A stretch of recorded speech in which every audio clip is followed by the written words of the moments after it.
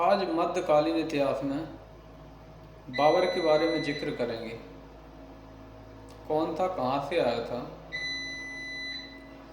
बाबर एक शक्तिशाली राजा भी था और जानकारी के मुताबिक भारत में पहली बार तोप खाने का उपयोग बाबर के द्वारा किया गया था। इन सब के बारे में आज हम पढ़ते हैं और जानते हैं कि कौन था और क्या करने आया था बाबर। तो तुर्क के चगताई शाखा से आता था ये बाबर। वहाँ के मंगोल और तुर्क ये लोग उसको बहादुर बोलते थे और इसका एक संस्थापक था जिसको हम बाबर के नाम से जानते थे, जिसका पूरा नाम था जहीरुद्दीन मोहम्मद बाबर। और इतिहास में सबसे कम उम्र का राजा बाबर को ही माना जाता है।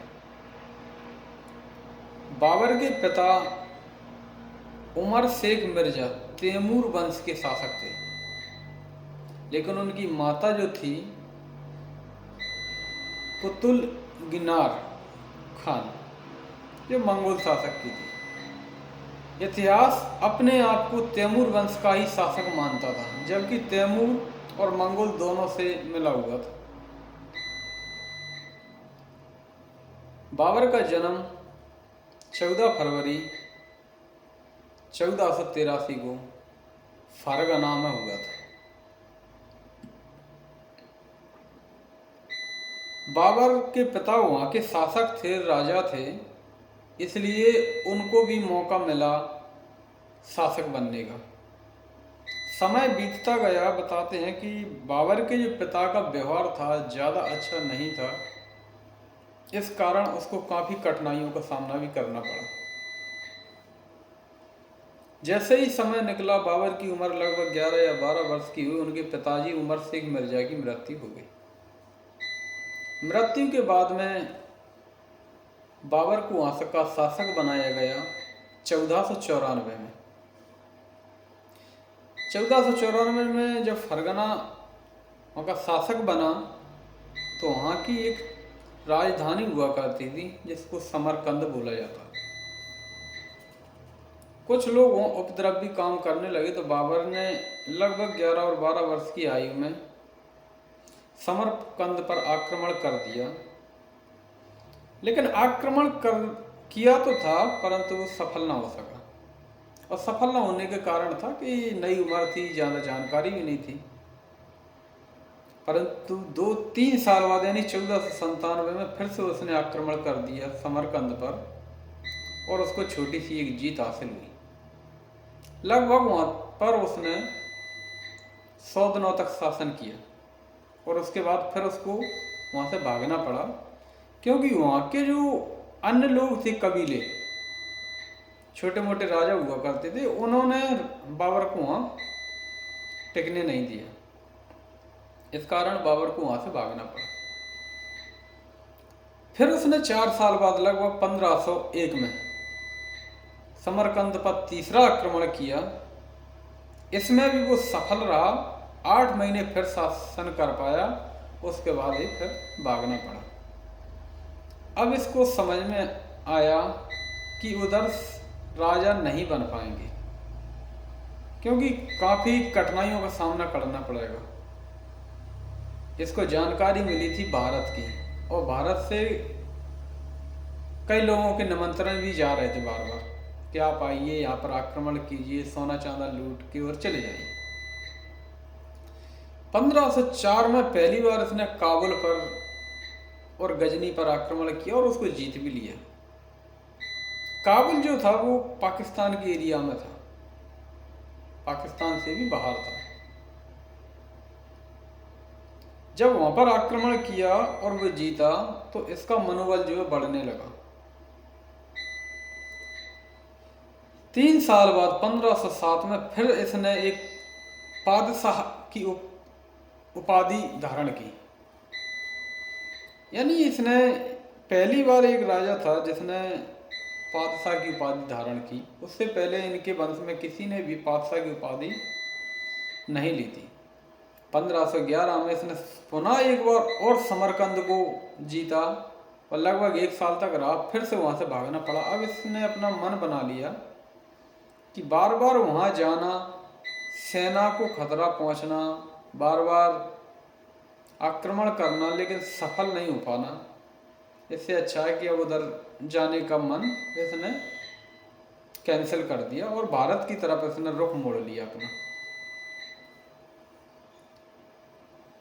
मुगल वंश की इसने स्थापना की थी और 1519 में इसने भारत की कुछ सीमाओं के आसपास जैसे बाजौर, हैरा, इस तरह की सीमाओं पर आक्रमण किया और जीता भी।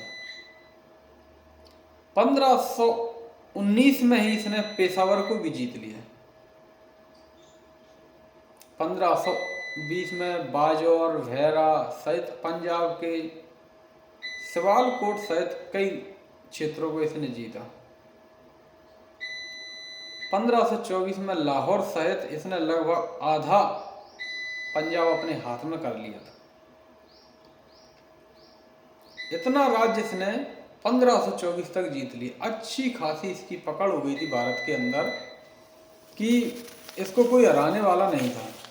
और इस तरह की खबरें जो है भारत में मिलती जा रही थी कि आप आइए भारत में और युद्ध जीतिए, युद्ध कीजिए, पैसा लूटिए और चले जाइए। इस तरफ से इब्राहिम लोदी के चाचा राणा सांगा, इस तरह के लोग बाबर को चिट्ठियां भेज रहे थे बार बार। बाबर ने सोचा मौका है। बाबर के पास इतनी बड़ी सेना नहीं थी कि वो युद्ध कर सके, परंतु जितनी सेना थी लगभग 12,000 की सेना, उस सेना के पास जिस तरह के हथियार थे, जिस तरह की उसने तकनीकी थी, उसको पूरा विश्वास था कि हम भारत में युद्ध करेंगे, जीतेंगे। और सबसे पहला एक युद्ध छेड़ दिया गया, पानीपत का प्रथम युद्ध। 21 अप्रैल 1526 को यह युद्ध की शुरुआत हुई इब्राहिम लोधी और बाबर के बीच में। इसमें इब्राहिम लोदी की हार हुई और बताते हैं कि सिर्फ सुबह से ये युद्ध चला और दोपहर तक युद्ध खत्म हो गया। बाबर के पास ओनली 12,000 की सेना थी और इब्राहिम लोदी के पास 1 लाख की सेना थी। उसके बावजूद भी इब्राहिम लोदी को हार का सामना करना पड़ा, क्योंकि उसकी कुछ तकनीक जो थी वो बहुत ही अच्छी थी। जैसे कि उसने तोप खाने का यूज पहली बार भारत में किया। तोप सजाने का जो काम करते थे वो उस्मानी विधि से किया जाता था। उस्मानी विधि ऐसी थी जिसमें ऐसी जगह तोप लगाइए जहाँ पर सामने वाले का नुकसान अधिक से ज़्यादा हो। इसका संचालन जो करता था वो अली कुलीद बेग था और बंदूकधारियों का संचालन जो करता था वो मुस्तफा का।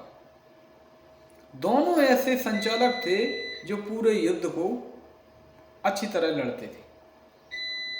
युद्ध नीति में उज्बेक विधि का इन्होंने प्रयोग किया।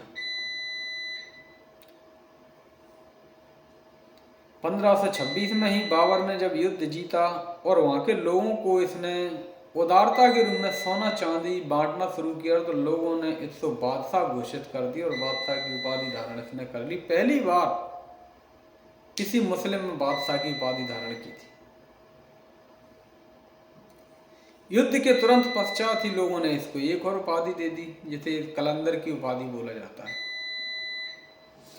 अब ये स्थिति थी कि बाबर का मन जो है भारत में ही रुक गए। अब इसने जाने का मन नहीं बनाया कि इससे अच्छी और जगह क्या हो सकती है। अब हम बाहर जाएंगे ही नहीं, यहीं रहेंगे। अच्छा, ये मोटिवेशन भी करता था पहले।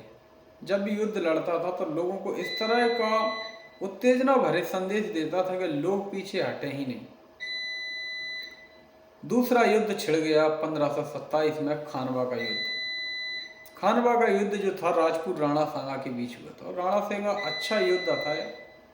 बताते हैं कि भारत में शक्तिशाली युद्ध माना जाता था। लेकिन युद्ध लड़ने से पहले बाबर ने अपनी सेना को एक शब्द उपयोग किया जिहाद, मुसलमानों की रक्षा करने के लिए जिहाद शब्द बहुत बड़ा शब्द माना जाता है। इतने मोटिवेशन स्पीच दिए इसने, अपने आप को गाजी कहकर बुलाया कि आप लोग गाजी हो जाओगे, आप लोग काफिरों को मार दो, उनकी गर्दन काट दो, उनको गर्दन काट के लटका दो, उनकी औरतों के साथ गलत काम, इस तरह के अत्याचार करने का इसने आदेश दिया। इसलिए ये लोग अपने आप को गाजी कहने लगे। वही यही हुआ, जनता इतनी आक्रोश में आ गई कि राणा सांगा को हार का सामना करना पड़ा और उसको मार दिया गया। इसी ने इस युद्ध के बाद में ही अपने आप को गाजी की उपाधि धारण कर ली। तीसरा युद्ध फिर छिड़ गया। लगभग ये 8वां युद्ध था, लेकिन इतिहास में इसको तीसरा युद्ध माना जाता है, जिसे हम चंदेरी का युद्ध कहते हैं। सबसे भयंकर और खूंखार किस्म का युद्ध माना जाता है। इसमें काफी समय लगा इस युद्ध को लड़ने में। यहाँ के राजा जो थे मेंदिनी राय, मेंदिनी राय को भी इसकी पता नहीं चली और लोग इससे डरने भी लगे, क्योंकि तोप का पहली बार उपयोग किया गया, इस तरह के उपयोग किए गए, पता नहीं चला। मेंदिनी राय की यहाँ पर हार हुई और इसकी दोनों लड़कियों को बाबर ने अपने दोनों पुत्र हुमायूं और कामरान को सौंप दिया उनकी सेवा में। इसी युद्ध में पहली बार जौहर कुंड हुआ था। लगभग 800 राजपूत रानियों ने अपने आप को आग के हवाले कर दिया और जान दे दी। कारण भी था आग के हवाले करना। उनका ये मानना था कि ये मुस्लिम लोग जो थे, बाबर या अन्य तरह के लोग, अगर जो राजा हार जाता था उसकी जो प्रजा की जो औरतें थीं उनको उनके शरीर के साथ या उनके साथ गंदा काम ना हो सके, इसलिए उन्होंने अपनी जान दे दी। पहली बार ये जौहर कुंड था चंदेरी के अंदर। इसी में इसने जिहाद का एक बार फिर से नारा लगाया था। एक और युद्ध हुआ, घाघरा का युद्ध।